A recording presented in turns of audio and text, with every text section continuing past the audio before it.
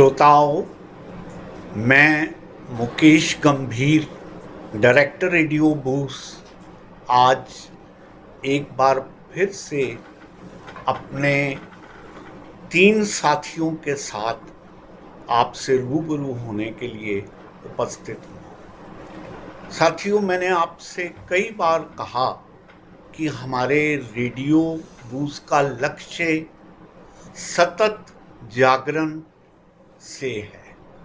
हम ये मान के चलते हैं कि परमात्मा ने अगर हमें इस धरती पे भेजा है तो हमसे एक साइलेंट वादा भी लिया है कि हम प्रयासरत रहेंगे कि हम जहाँ जहाँ भी हैं अपनी उस स्थिति से आगे बढ़ने का प्रयास करेंगे और आगे बढ़ने के लिए सबसे अति आवश्यक बात है सदैव जागृत रहना, सदैव आगे की ओर बढ़ते रहना। आज ऐसा मनोहर कारण बना है कि हमारे बीच ओशो सन्यासी उपस्थित हैं और सच बात ये है, मेरी बहुत दिन से ये कामना हो रही थी, इच्छा हो रही थी कि मैं कोई ना कोई वार्ता इसके ऊपर शुरू करूं और मैं ये समझता हूं ये प्रभु इच्छा और मेरी इच्छा पूरी हुई है कि हम लोग आज सब यहाँ इकट्ठे हुए हैं। मैं अपने सारे साथियों से ये गुजारिश करूँगा कि वो अपनी छोटी छोटी इंट्रोडक्शन दें, उसके बाद हम ओशो के विभिन्न पहलुओं पर बातचीत करेंगे। जी। सभी मित्रों को नमस्कार। मेरा नाम स्वामी संदीपानंद भारती, हरियाणा भिवानी डिस्ट्रिक्ट के एक छोटे से गांव बाडा से रहने वाला हूं और ओशो के प्रेम में या ओशो से जुड़ाव जो है वो लगभग उसकी यात्रा मेरी लगभग 15 से 16 साल की रही है। जी जी जी। नमस्कार मित्रों, एक बार फिर से आपके साथ और मुकेश गंभीर जी के सानिध्य में मैं अपने आप को भाग्यशाली समझ रही हूँ। पहले भी आपके साथ मैंने काम किया है। थैंक यू सो मच जी। प्रणाम आप सभी को। मेरा नाम अंकिता है और मेरा संन्यास का नाम माँ प्रेम आनंदिता है और मैं ओशो से करीब अपने बचपन से ही कनेक्टेड हूँ। जी। हम कहाँ से ओशो पर बातचीत शुरू करें? मुझे ऐसे लगता है जैसे स्वयं ओशो अपने साहित्य में जिक्र करते हैं कि आप सागर को कहीं से भी चख लें, आपको एक जैसा स्वाद वहाँ आता है। लेकिन बात तो शुरू करनी होगी, हमें ये जानना होगा कि हम किन विचारों को साझा करने के लिए यहाँ उपस्थित हुए हैं। तो मित्रगण, मेरा एक का मौलिक प्रश्न हमेशा मेरे जहन में आता है कि ओशो के द्वारा दी गई जितनी भी देशना हैं उसके अगर हम सेंट्रल थीम को फर्दर पकड़ना चाहें तो क्या ऐसी वो मेन धारा है, कौन सी ऐसा केंद्रित बिंदु है जिस पर हम बात करें? मैं अपनी बात एक छोटी सी कहानी से और उसी में छुपे हुए प्रश्न से आपसे साझा करना चाहूँगा।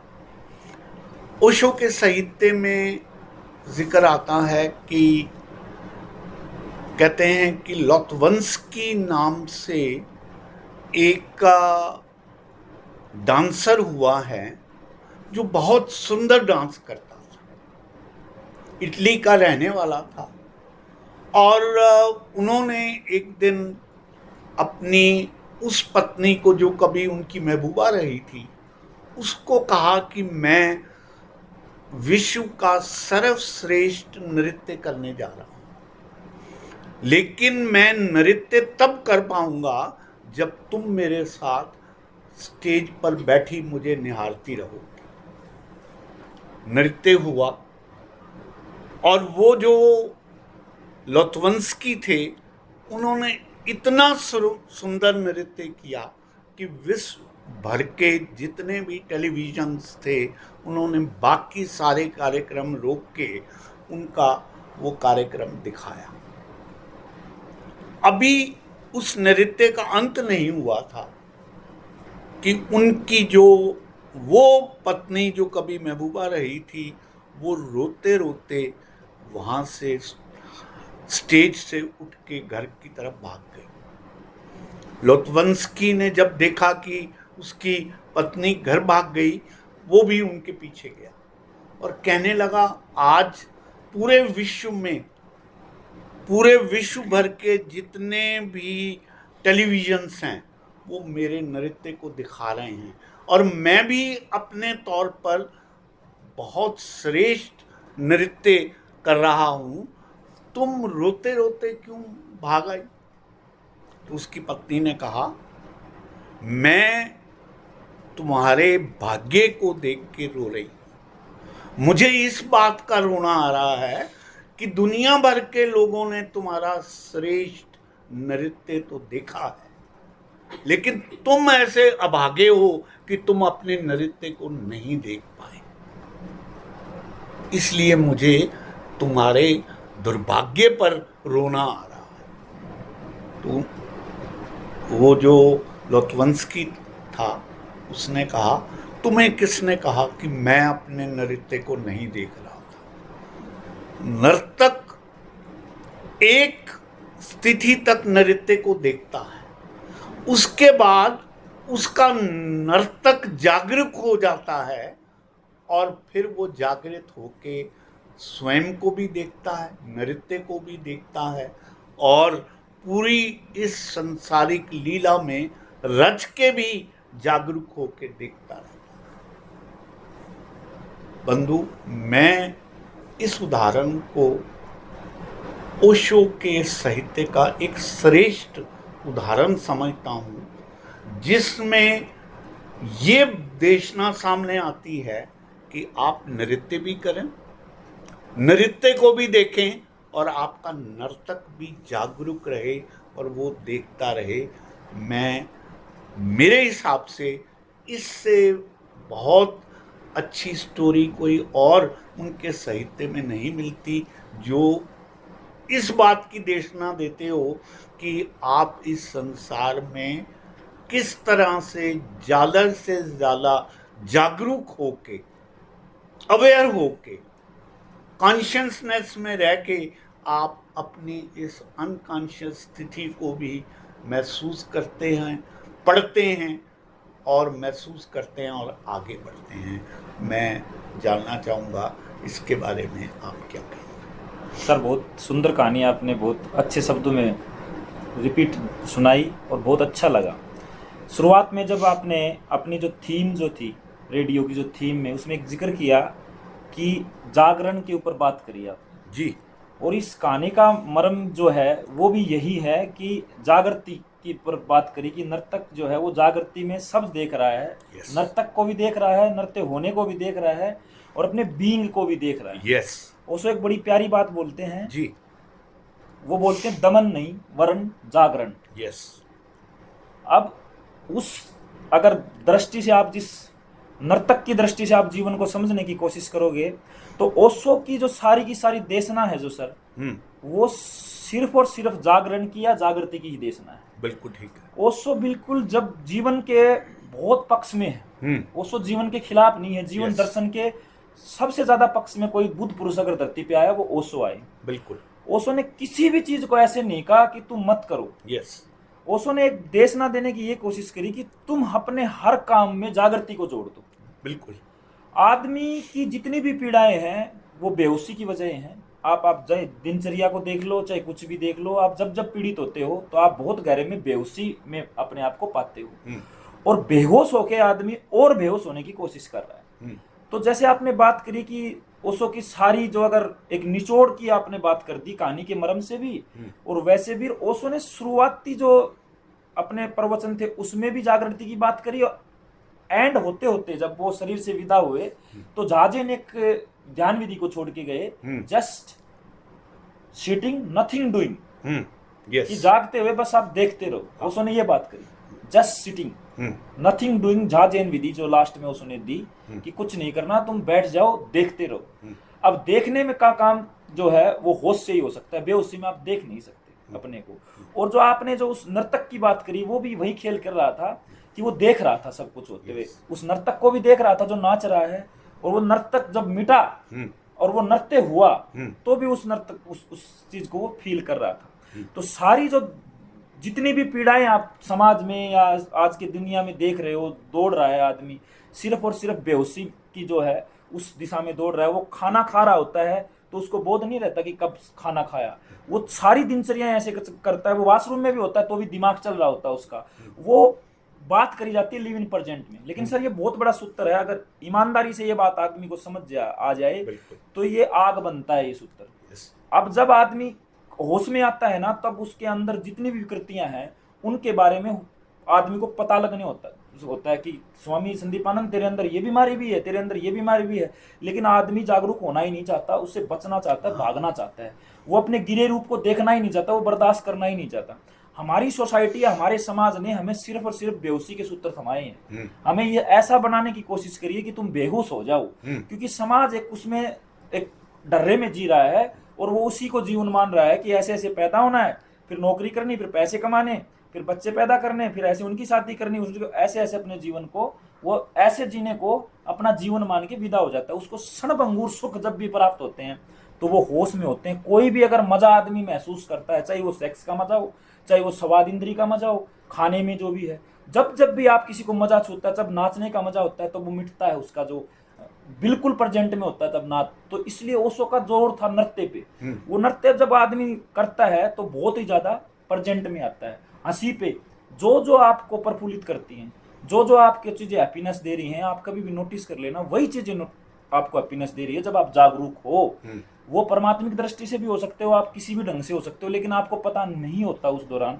फिर भी आप जाने अनजाने दिन में बहुत टाइम पे आप जागरूक हो जाते हो और उस मजे को छूते हो जिसको आप यूँ कहते हो कि मजा आ गया। क्या मजा आ गया? ऐसा कौन सा मजा आ गया? एक बहुत गहरी बात बताता हूँ। जब आप सेक्स के पीछे आदमी पागल है, लास्ट एंड तक उसका सेक्स पीछा नहीं छोड़ता, उसको कौन सा मजा छू रहा है? सर जब आदमी का वीर्य संकलन होता है ना, जब वीर्य संकलन होता है तब उसको टोटल प्रेजेंस जो होती है ना, वो होती है उस आदमी की। उसके पीछे कभी भी देख लेना, ठीक वीर्य के संकलन के टाइम पे आदमी कभी भी ना तो अतीत में होता ना भविष्य में होता, वो प्योर शुद्ध वर्तमान में होता है। इसी जरिए उस ढंग से आदमी के जरिए वो कोई सोल का हो या किसी गर्भ धारणा में, क्योंकि वो बहुत बड़ी घटना घट रही है और उसको समझा नहीं गया। हमने सिर्फ हार्मोनल लेवल पे सेक्स को समझने की कोशिश करी, उसकी शुद्धता को जीने की कोशिश नहीं करी कि परमात्मा इस जरिए दे क्या रहा है।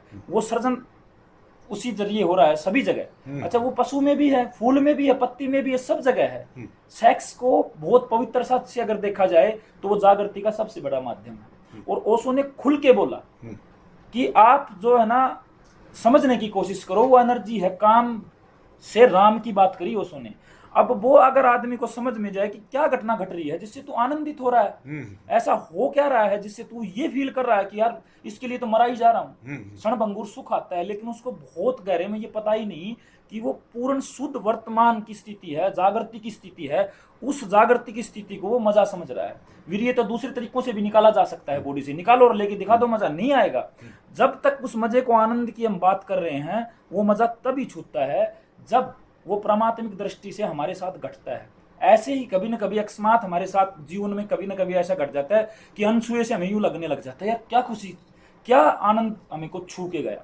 आपने जो बात करी शुरुआती में, नर्तक की बात करी और बहुत ही अच्छी बात करी और अच्छी थीम को पकड़ा। पहले आदमी आप मेरे को ऐसे मिले हो जो अच्छी थीम पे बात कर रहे हो। मैं बड़े खुल के बोलूंगा क्योंकि एक आदमी, आपने बहुत साहित्य पढ़ा लेकिन आप एक निचोड़ पे पहुंचे कि ओशो बात क्या कर रहे हैं। ओशो जागरण की बात कर रहे हैं, ओशो लास्ट तक ही जागरण की बात कर रहे हैं। और दमन जो है ना, आदमी दमन करता है उतनी बेहोशी होती है।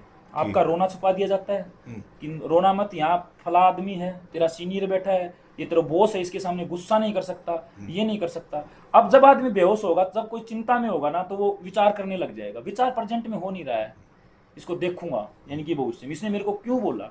जागृति चली गई उसकी, अब वो बेहोशी इतनी पीड़ा बनती है कि उसके ऊपर क्यों आप बो रहे हो बेहोशी को हो, तो आप बेहोशी को ही बढ़ा रहे हो, होश बढ़ाया ही नहीं जा रहा। तो इस दृष्टि से भी फिर वही बात आके लागू हो जाती है कि आपकी जागृति किस लिए जरूरी है। अब जागृति को आपने बात तो कर दी कि जागृति भाई ओशो को देना कैसे चाहोगे, कि आप अगर प्रेजेंट करना चाहो ओशो जैसे बुद्ध पुरुष को, तो आप जागरण के माध्यम से कैसे आप उसको करना चाहोगे। उसके लिए एक सूत्र ओशो ने बोला हुआ है कि आप छोटी छोटी क्रियाओं में ना होश जोड़ना शुरू करो, आप भूल जाओगे, आपका होश छूट जाएगा, लेकिन फिर से लड़ना नहीं है उससे, बिल्कुल भी लड़ाई नहीं करनी है उसको, फिर से आराम से प्यार से वहीं फिर वापस आ जाओ। क्योंकि जन्मों जन्मों की बेहोशियां हमने इकट्ठी कर रखी, हम सोचते हैं क्षण भर में चली जाएं, तो ये संभव ही नहीं है। जब किसी को हमने ठोका बहुत लंबे समय में है, किसी चीज को ठूस के भरा है, तो थोड़ा समय लगेगा। तो जागृति इसलिए महत्वपूर्ण हो रही है आज के दिन में। आप जो बात कर रहे हो कि जागरण जागरण जागरण, अब चाहे आप जय कृष्णमूर्ति को भी आपने शायद जरूर पढ़ा होगा, वो चॉइसलेस अवेयरनेस की बात कर रहे हैं। अब कोई चुनाव रहित जागृति की बात होगी तो कोई चुनाव है नहीं ना, तो आदमी आप जागृति में ही आएगा।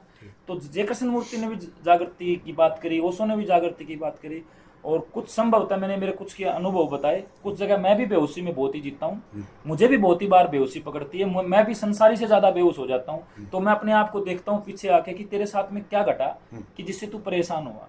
जब मैं अपने आप को देखता हूँ अपने को इस ढंग से, तो मैं पाता हूँ कि तेरे अंदर जो है ना जागृति की उस दौरान कमी रही और कोई कमी नहीं रही। अगर आप में जागते हुए सारी चीजों को देख लो तो वही चीज होती है। वही कृष्ण कह रहे हैं अर्जुन को कि कोई मार नहीं रहा है, कोई तू खड़ा है मैदान में, बस तू मात्र दृष्टा है, साक्षी मात्र है। लेकिन ये बात जब जीवन में अनुभव में उतरे, न कि किताबी ज्ञान में, तब इनका सौंदर्य समझ में आता है। नहीं तो हम चाहे विचारिक लेवल पे, चाहे ज्ञान के लेवल पे, चाहे साहित्य के लेवल पे, सर आप कितनी भी कलेक्ट कर लो, उसका कोई भी किसी भी ढंग से नहीं पहुंच सकता। बिल्कुल ठीक है संदीप जी, डेफिनेटली मैं इस बात को अपने अनुभव के आधार पर और विभिन्न साथियों से बात करके सीधा इस निष्कर्ष पर पहुंच सकता हूं कि आपने केवल शब्दों का अध्ययन नहीं किया, बल्कि उसके बीच के जो छिपे हुए मर्म हैं उनको भी समझने का, जानने का प्रयास किया। देखिए, मैं अक्सर शायरी में एक बात कहा करता हूँ कि क्या धर्म का मर्म सच में समझ में नहीं आता? क्या धर्म का मर्म सच में समझ में नहीं आता? क्या कर्म का मर्म सच में समझ में नहीं आता? या ये आदमी की कमजोरी है जो समझ कर भी समझना नहीं चाहता? क्या बात। तो ये जो हम जिस समय नहीं समझ रहे होते, ये वो क्षण हैं जिनको आप कह रहे हैं कि बेहोशी के। और इसके साथ जुड़ी हुई बात जो मैं अक्सर कहा करता हूँ कि जागने से ही यहाँ बोध मिलता है, जागने से ही यहाँ बोध मिलता है, वरना खुद से कहाँ योग मिलता है। एक लंबी नींद है जो बनी रहती है और अंत में पछतावे का एक रोग मिलता है, अंत में पछतावे का एक रोग मिलता है। रेणु जी, आपने भी ओशो साहित्य का बहुत अध्ययन किया है और उसके गूढ़ मर्म को भी समझने का प्रयास किया है। आपसे मैं ये जानना चाहता हूँ कि हमारे सोच में ओशो का जो सबसे बड़ी देशना है वो जागृत होने की है। जी। आप इसमें क्या बात ऐड करना चाहिए?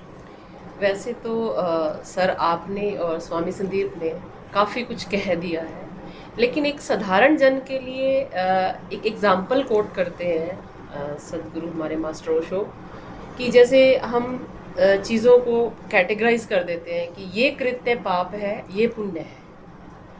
तो ये कौन तय करेगा कि ये पाप है, ये पुण्य है? एक झूठ बोलना ही ले लो कि झूठ बोलना पाप है। हम डे 1 से स्कूल्स में सिखाते हैं झूठ बोलना पाप है। अब मैं ये पूछती हूँ, एक गाय जा रही है और एक बंदा उसे मारना चाहता है, और वो जंगल से गुजरी और वहां पे एक कॉटेज है, वहां एक संत सूर्य को जल दे रहे हैं। वो देखते हैं गाय जा रही है, यहाँ से गुजरी है। वो मारने वाला शख्स आता है और पूछता है गाय गई है? संत ने कहा यहाँ से गाय नहीं गई। अब आप ये बताएं, संत ने पाप किया है या पुण्य किया है? कौन तय करेगा इसको? तो ओशो हमें समझाते हैं कि जो कार्य हमने बेहोशी में किया वो पाप है, और जो जागृति में होश में किया वो पुण्य है। झूठ बोलना यहाँ पर किसी के प्राण की रक्षा करना था, तो वो पुण्य हुआ उसका, और उसने होश में बोला। वो जानता था कि ये बंदा बर्छा लेके गाय माता को मारने जा रहा है। तो सर, छोटे छोटे एग्जाम्पल से हम अपने डे टू डे लाइफ में अपनी जागृति को टेस्ट भी कर सकते हैं।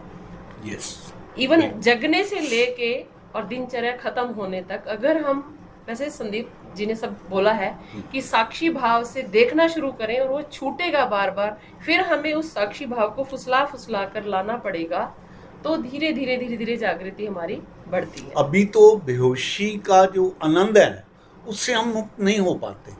इसलिए सच बात तो है, कोई भी चीज़, चाहे कोई कविता हो, चाहे कोई गीत हो, चाहे किसी के प्रवचन हो, वो अगर हमें बेहोशी से हटाने का प्रयास करते हैं तो हम लौट लौट के उसको फिर से पकड़ने का वो रखते हैं, क्योंकि आदत पड़ी हुई है बेहोशी में आनंदित होने। और दूसरा सर, मुझे ये लगता है कि अगर हम होश जागना शुरू भी होता है तो चोट बहुत पड़ती है। खुद से जब मुलाकात होती है कि तू स्टैंड कहाँ करती है या करता है, तो उस चोट को भी तो हम बर्दाश्त नहीं करना चाहते। उस चोट से हमारा संबंध जो है फिर टूट जाता है। फिर हम जान के बेहोशी में डूबते हैं कि कौन रिस्क लेगा खुद से मुलाकात करने का। यस, कोई भी आईना मुझे मेरा अक्षी तो दिखाता। क्या बात है। कोई भी आईना मुझे मेरा अक्षी तो दिखाता है, रह जाता है जो भीतर मेरे, कहाँ वो मुझको बताता। तलाशता फिरता हूँ खुद को खुद ही में मैं, तब कहीं अंत में जाकर मेरा सब रूप वो मुझको समझाता। क्या बात। तो बड़ा कठिन है इस पगडंडी पे चलना, और आपने बहुत बेहतरीन ढंग से उसके कई उदाहरण भी दिए और बात भी बताई। आप ओशो के संसार में प्रवेश कर रही हैं, आपने अभी इस उम्र में क्या अनुभव किया? स्वामी जी, मैं वैसे तो मेरे बर्थ के टाइम से ही मेरे को ऐसा सौभाग्य है कि मैं ओशो को सुनते हुए बड़ी हुई हूँ। ओके।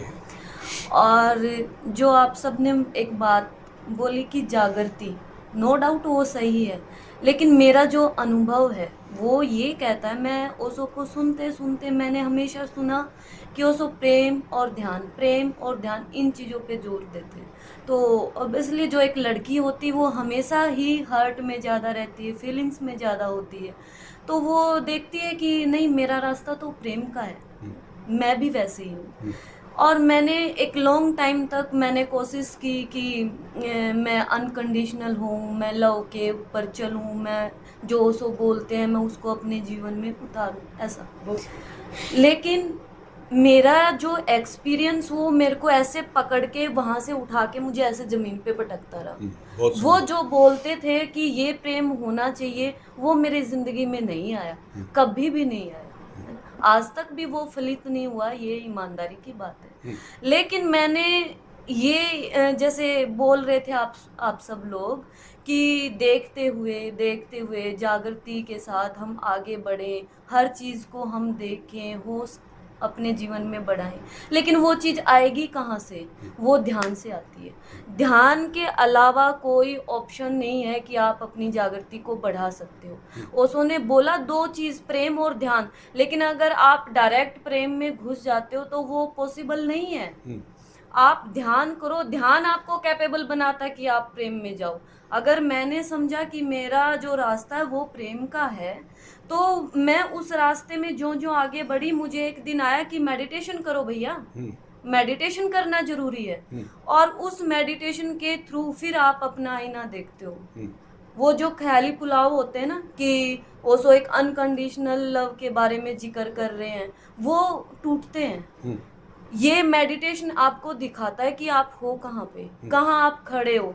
आपको बार बार आपका आईना दिखाता है, बार बार। मैंने अपने वो फेसेस देखे हैं, मैं ईमानदारी से बताऊं कि जो मैंने कभी सोचा ही नहीं था कि आनंदिता तू ऐसी भी हो सकती है, ये तू है। मैं खुद सरप्राइज हूँ उन चीजों से कि ये तू है। लेकिन वही बात है कि फिर एक्सेप्ट करके चलना होता है कि ये ही आप हो, उसको स्वीकार करो और स्वीकार करके फिर आगे बढ़ो। तो स्वामी जी, मेरा जो अनुभव है वो सिर्फ यही बात कहता है कि meditation is the most important. ध्यान ध्यान और ध्यान, सिर्फ ध्यान करते रहो। वो अपने आप से ना आपको रास्ता दिखाता है। आज ओशो बॉडी में नहीं है, लेकिन पता नहीं, शायद मैं कभी उनके साथ रही हूँ या नहीं रही हूँ, पता नहीं, लेकिन मेरा फील है जो वो ये कहती, वो हमेशा हमारे साथ होते हैं। बिल्कुल है। जब हम इन चीज़ों में आगे बढ़ते हैं ना, तो वो कभी आपके रूप में गुरु बन के आते हैं, तो कभी उनके रूप में गुरु बन के आते हैं। कभी एक छोटा बच्चा होता, वो कुछ आके बता जाता है लेकिन उसके लिए हमें अपने आप को खोलना, हमें खुद को खाली होना जरूरी है। आप एक मान लो पात्र में पानी तभी डाल सकते हो जब वो खाली होगा। तो सबसे पहले ज़रूरी है कि हम खाली हों। और अकॉर्डिंग टू मी, जो मेरा थोड़ा बहुत एक्सपीरियंस है, वो यही कहता है कि मेडिटेशन आपको खाली करता है, आपको आपसे खुद से रूबरू कराता है। अब मैं पहले यही सोचती रहूँ, मैं तो पता नहीं भाई क्या हूँ, मैं तो अनकंडीशनल लव पे चलूँगी भाई, है ना। ओशो को मैंने इतना बचपन से सुना, मैं तो सुनी ओशो को रही हूँ ना। तो एक अहंकार पकड़ता है आपको, और हर किसी के अंदर शायद एक अहंकार ही सबसे मेन चीज़ है जो आपको बहुत ज़बरदस्त तरीके से पकड़ा हुआ होता है।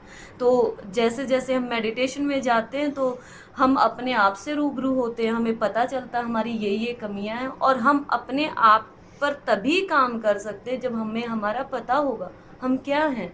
और तब ये मेडिटेशन हमें शायद खाली करता है, और जिस दिन हम बिल्कुल खाली हो जाएंगे तो शायद परमात्मा हमारे अंदर भर सकेगा। बहुत सुंदर, बहुत ही बहुत सुंदर सुंदर। होगी। स्वामी जी, आप अंकिता ने जो बातचीत की, इस पर मैं काफ़ी शायरी के प्रयास करता रहता हूँ। कहा कि छोड़ा है अहम जब से, छोड़ा है अहम जब से, कुछ कुछ नज़र आने लगा। अब तो हर शख्स में तू ही नज़र आने लगा है, और गम को संजोया है कुछ इस तरह से हमने कि हमको भी गज़ल कहने का हुनर आने लगा। क्या बात है। मैं उम्र में बहुत छोटी हैं, लेकिन मैं ये मानता हूँ कि ओशो के साहित्य में एक एक शब्द डूबा हुआ बोल रही है।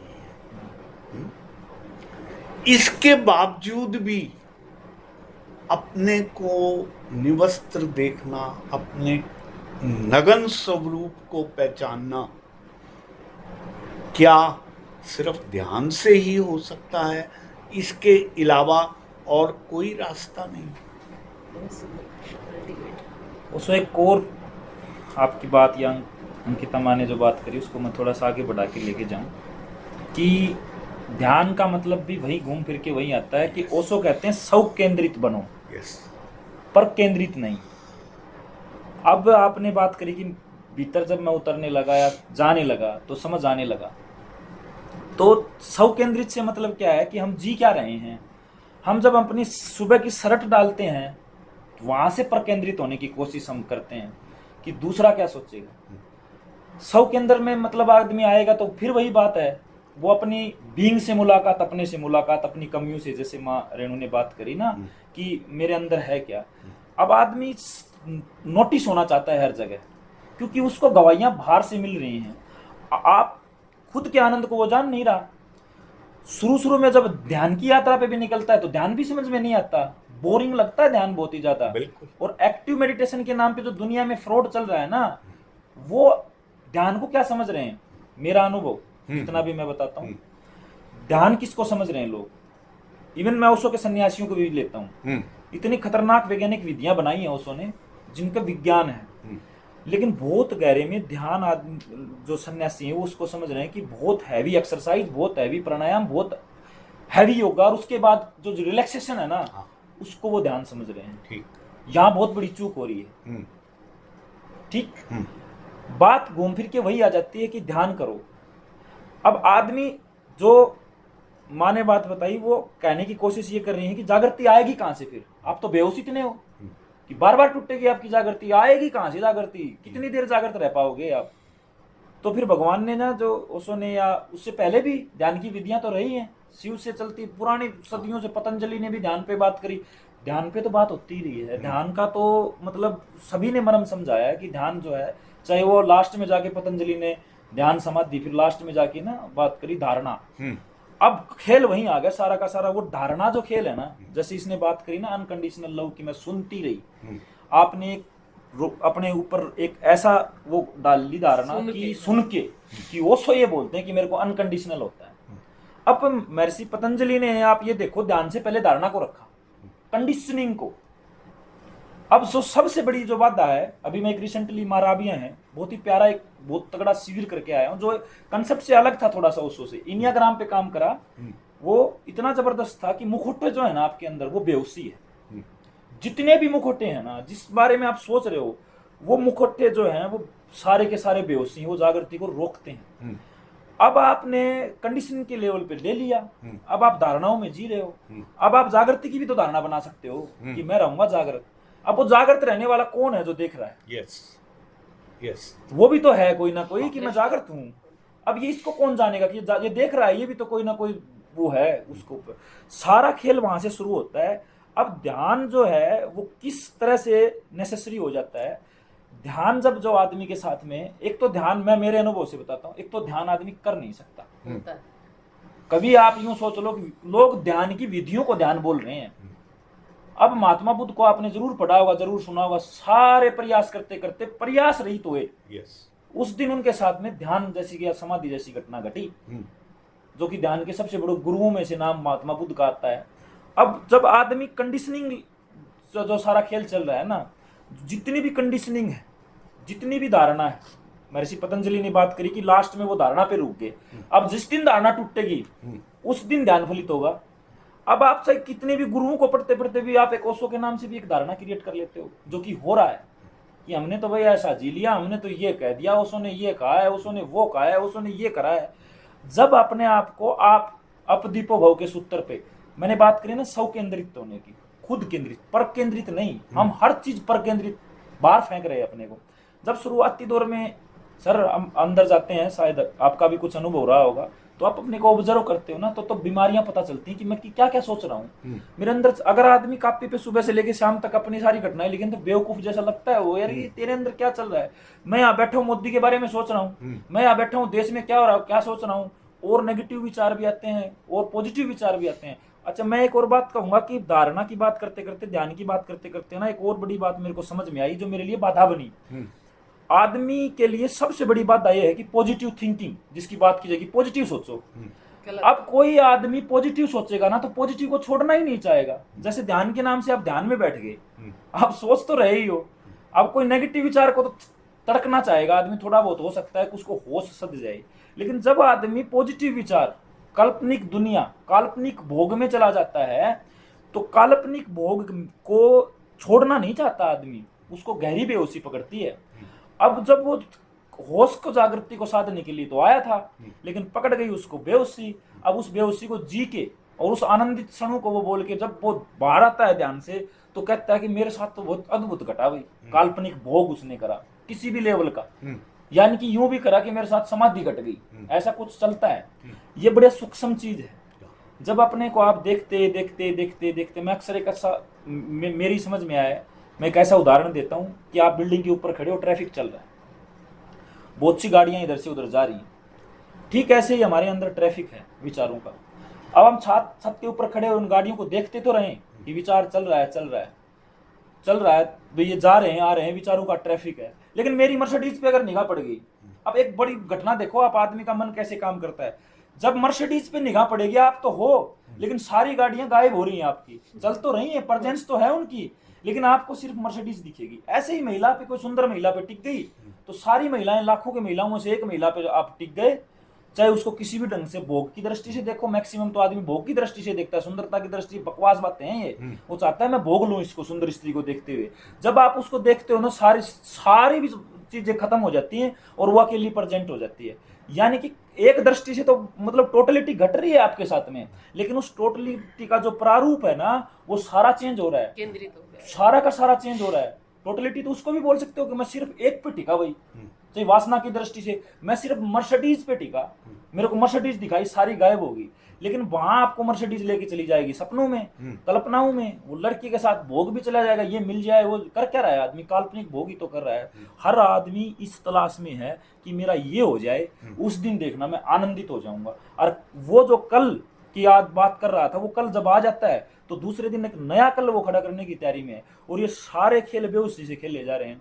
इस दृष्टि से अगर आप बात करोगे तो फिर ध्यान जो है वो जरूरी हो जाता है। आपका ध्यान की जिसकी टेक्निक की बात करी गई है, क्योंकि सबसे पहले हमें ना ध्यान जोड़ता है अपनी बॉडी से, जिस पे प्रति हम कॉन्शियस ही नहीं है। मैं बोल रहा हूँ, मेरे हाथ उठ रहे हैं, या मुझे पता भी चल रहा है मैं कुछ बोल रहा हूँ, तो मैं देख पा रहा हूँ कि मेरे शब्द कहाँ से उठ के आ रहे हैं, मैं आपको सुन भी पा रहा हूँ। आदमी के पास में बहुत बड़ी दिव्यता वो है, मैं सुन भी रहा हूँ, मैं बोल भी रहा हूँ, मैं समझ भी रहा हूँ। दिव्यता की कोई कमी नहीं है आदमी के पास में, लेकिन उसको खुद को बोध ही नहीं है। उसको एक बड़ी प्यारी बात बोलते हैं कि तुम बुद्ध पुरुष तो हो ही, तुम बुद्ध हो, बस तुम भूल गए हो। क्या भूल गए हम?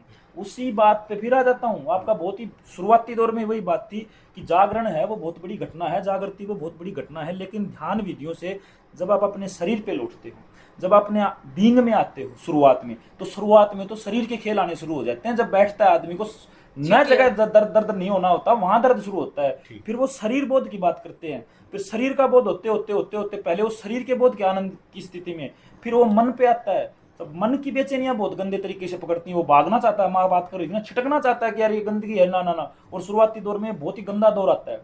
अच्छा, फिर कभी ना कभी प्रसाद पूर्वक क्षणभंगुर जो है ना, जिसको मैं शब्दों में अगर हो सकता है मैं गलत भी हूं, मैं उसको ध्यान समझ बैठा हूं, अभी तक मेरी ये चीज है। लेकिन कुछ ऐसा घटता है जिसमें यूं लगता है कि हाँ यार, ये जो दृष्टि है, ये जो शून्यता है, ये चीज चाहिए थी, ये इसी के लिए वो है, ये जो रास्ता है ना वो ओपन हो रहा है। लेकिन फिर दोबारा से आदमी फिर बेहोशी में गिरता है। वो फिर मन, क्यों? अनुभूति तो मन ही कर रहा है ना। ये जान कौन रहा था कि वो घटना है? जान तो मन ही रहा था। ये देख कौन रहा था कि ये कौन घट रहा है? जान फिर भी मन ही रहा था। एक फिर तर्क आके साथ में खड़ा होता है। लेकिन कोई अनछुई ऐसी चीज आती है, तब गुरु के प्रति है ना थोड़ा प्रेम घटना शुरू होता है, करुणा आती है कि यार ये आदमी बात तो सही कर रहा है। लेकिन ओशो के प्रति भी तर्क आपके खिलाफ भी चले जाते हैं ओशो के कई बार। क्यों? आप खुद नर्वस हो, आप खुद पीड़ित हो, फिर ओशो को गलत ठहराने शुरू कर देंगे। ना यार बकवासी बात कर रहा है, ये है नहीं, ये सिर्फ कपोल कल्पनाएं बातें करी जा रही हैं ओशो के द्वारा कि तुम आज से आनंदित हो जाओगे, तुम छूट गए हो, तुम शून्यता को अगर तुम जागृति को पा गए तुम शुद्ध हो गए, अगर तुम जागरण को पा गए तो तुम शुभ हो गए। तुम जिस जागृति की, दमन की न बात करके और जागरण की बात करते हो तो फिर उस पे आप आते हो। तो ऐसे ही जो खेल चलता है। लेकिन जब फिर जो माँ अंकिता ने बोला कि ध्यान जरूरी हो जाता है, तो ध्यान की जो वैज्ञानिक विधियां ओशो ने बताई, और ओशो के अलावा भी बहुत सारे संतों ने बताई, ओशो के कोई वो नहीं है कि वो उस पर मारक लग गया। बहुत और भी चीजें धरती पे ध्यान के नाम पे घट रही होंगी। तो ध्यान विधियां शुरू में शरीर शुद्धिकरण, फिर भाव शुद्धिकरण, फिर सारा खेल चलता है। और कभी कभी जो ट्रैफिक से आपकी गाड़ियां गायब होती हैं और आप अपने बीइंग में आते हो, कभी कभी आपको वो मर्सिडीज भी नहीं दिखती जो मर्सिडीज चल रही होती है, कभी कभी वो आपको लड़की, सुंदर स्त्री भी नहीं दिखती। कभी कभी ये प्रसाद पूर्वक घटनाएं घटती हैं और ये बूंद बूंद से भरने वाला घड़ा है, लेकिन इसमें सतत प्रयासरत रहते हुए वही चीज होती है। दूसरी चीज इसमें एक और ऐड करनी जरूर हो जाती है, जो मैं खुद बात करता हूँ कि आदमी को शिकायत भाव है ना, वो बड़ी समस्या है। सुबह 10 मिनट लेट उठ गया ना तो दिमाग खराब हो जाएगा उसका कि मैं 10 मिनट लेट हो गया। उसको जैसे ही शिकायत आई, अपराध बोध आना शुरू हो जाएगा। फिर मैं बात करूंगा, आप फिर से बेहोशी में चले जाओगे, आपको वो घटना फिर बेहोशी में चली जाएगी। जितने भी आप कभी भी देख लेना, शिकायत भाव में जितने भी रहते हो आप बेहोशी में रहते हो। आप अगर धन्यवाद भाव में रहोगे, थैंकफुल उसमें रहोगे, तो आप सही तरीके से उस रास्ते पे चल पाओगे। एक छोटी सी बात से मैं अपनी बात खत्म करूंगा कि धन्यवाद भाव मतलब क्या। किसी संत से पूछा किसी ने, कहता मेरी एक उंगली कट गई तो मेरी बची 4 अंगूठे। परमात्मा शुक्र है तेरा कि मेरी 4 तो बची। कहता दूसरे दिन परमात्मा ने मेरी ये 4 और काट ली। कहता परमात्मा शुक्र है तेरा कि मेरा हाथ तो बचा। कहते तीसरे दिन परमात्मा ने मेरा हाथ काट लिया। कहता परमात्मा शुक्र है तेरा, मेरा एक हाथ तो बचा। फिर उससे अगले दिन परमात्मा ने दूसरा हाथ, वही प्रोसेस शुरू कर दिया, वो शुक्र ही करता रहा। फिर पैर काट लिए, वो शुक्र ही करता रहा। एक दिन गर्दन काट ली, कहता तेरी थी, तू ले गया, मेरा था क्या। वो आदमी शिकायतों से दूर हो सकता है, वो आदमी धन्यवाद भाव से जी सकता है। लेकिन हमारे अंदर जितनी भी पीड़ाएं हैं, हम स्वीकार नहीं करते इस बात को। सारी की सारी पीड़ाएं हमारे अंदर शिकायत भाव की हैं। हमारे अंदर एक ठोकर लग जाती है ना, वो आदमी बर्दाश्त नहीं करता। और हम इस बात को नहीं देखते, कमी तेरी थी, बेहोश तू था, ठोकर लगी किस वजह से भाई, तेरी जागृति तेरे साथ नहीं खड़ी थी, इसलिए तेरे को ठोकर लगी। ठोकर लगी तो तू इस बात के लिए पीड़ित क्यों हो रहा है।